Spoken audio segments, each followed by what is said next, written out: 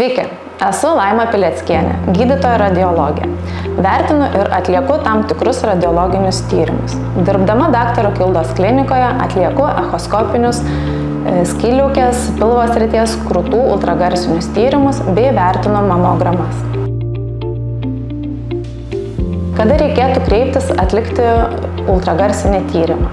Esant pilvo skausmui, čiuopiant pilvo srityje ar krūties srityje, pastebėjus krūties srityje tam tikrus odos ar spenelio pakitimus, esant kaklo srities padidėjimui bei čiuopiant darinuką kaklo srityje.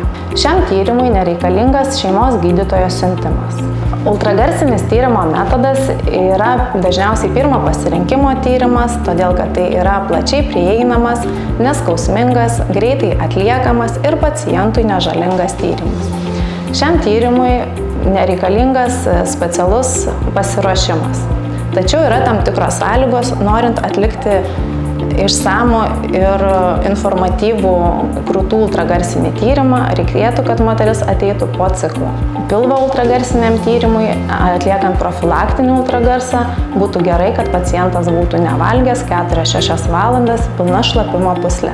Tačiau esant ūmiai būklei, šių sąlygų galima ir nesilaikyti. Ultragarsinius tyrimus galima atlikti ir nesant jokių nusiskundimų profilaktiškai, tad laukiame jūsų daktaro Kildos klinikoje.